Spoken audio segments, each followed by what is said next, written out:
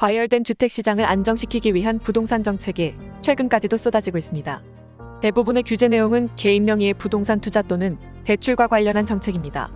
한편 법인 명의로 부동산 투자를 하는 경우에는 개인과는 다소 다른 규정을 적용받는데, 개인이 부동산에 투자하는 것과 비교하여 법인 부동산의 장단점을 취득, 임대, 양도 시점별로 살펴보도록 하겠습니다. 법인 부동산의 장단점 파악에 앞서 개인소득과 법인소득에 대한 과세체계를 이해해야 합니다. 개인소득은 부동산 소득 종류에 따라 크게 종합소득과 양도소득으로 구분되는데, 부동산 임대소득은 종합소득세로, 부동산 양도에 따른 소득은 양도소득세로 과세됩니다. 종합소득세율과 양도소득세율은 누진세율로서 동일하지만, 종합소득은 부동산 임대소득 이외 근로소득과 일반 사업소득 같은 다른 소득도 합산해 세율을 적용합니다.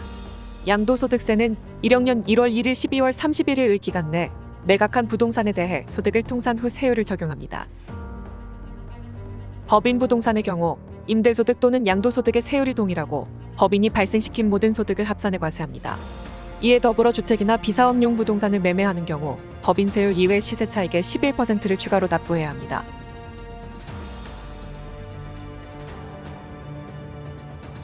개인과 법인의 세율만 본다면 차이는 매우 크다고 할 수 있습니다. 단순히 부동산 임대소득이 1억 원이라고 가정하는 경우에는 개인은 약 3천만 원, 법인은 약 1천만 원, 즉 2천만 원가량의 세금 차이가 발생하게 됩니다. 하지만 법인 명의로 부동산에 투자하는 것이 무조건 이득인 것도 아닙니다. 부동산 취득 시 취득세율을 비교해보면 개인이 부동산을 취득하는 경우 최저 1.1%에서 최대 4.6%의 취득세율을 부담해야 하는데, 취득유형별로 정리하면 다음과 같습니다.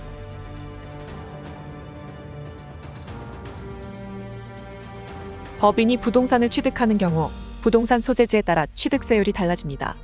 수도권과 밀억제권역 이외에 지역의 부동산을 매입하는 경우에는 개인 취득세율과 동일하지만, 수도권과 밀억제권역 이내에 소재한 부동산을 매입하는 경우에는 취득세 중과세율을 적용받게 되는데, 구체적인 내용은 다음과 같습니다.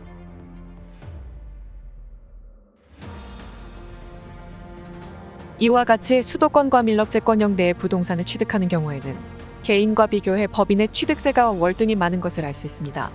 취득한 부동산을 임대해 소득이 발생하는 경우를 비교해보면 개인보다 법인이 유리한 면이 있습니다. 그 이유는 소득에 따른 세율이 다르기 때문입니다.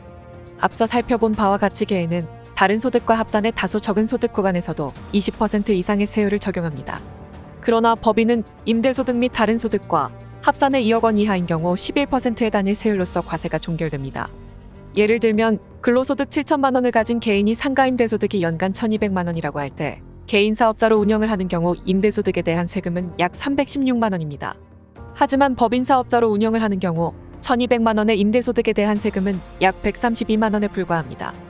부동산 매각에 따른 세금은 단순히 개인 법인 어느 하나가 유리하다고 볼 수가 없습니다. 이는 매각할 당시 양도자의 주택수와 부동산 소재지에 따라 상이하기 때문입니다. 매각 시 항목별로 개인과 법인을 비교해보면 양도세율 자체는 개인의 종합소득세율과 동일하고 법인의 경우 임대시 세율과 동일합니다. 하지만 개인의 경우 임대소득과 과세 방식이 달라 다른 소득과 합산하지 않고 양도에 따른 차익에 대해서만 과세한다는 점에 대해서는 오히려 법인과 과세 방식이 동일하다고 할 수 있습니다.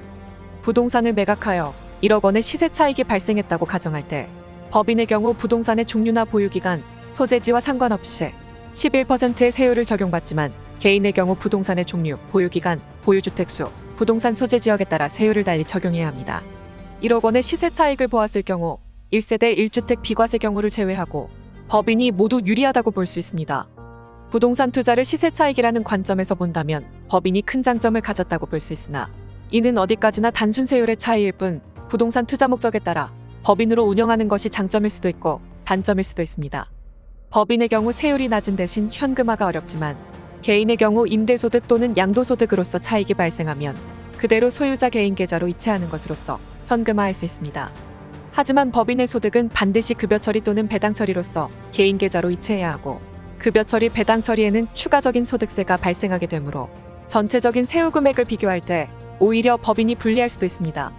또한 법인이 보유한 국민주택 규모를 초과하는 주택을 매매할 경우 시세 차익에 따른 법인세가 발생하는 것은 물론, 시세 차익을 불문하고 매매 금액 중 건물 지분에 해당하는 금액의 10%를 부가가치세로 추가 납부해야 하며, 개인의 경우 주택을 양도함에 따라 부가가치세를 납부할 의무는 없습니다.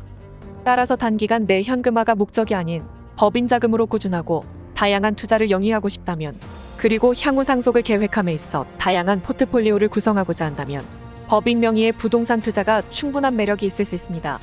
하지만 취득세 중과의 부담이 있고 현금 유동성을 중시한다면 여러 어려움이 있을 수 있기 때문에 충분히 비교 검토한 후에 판단해야 합니다. 이상 중기에코노미 기업지원단이었습니다. 감사합니다.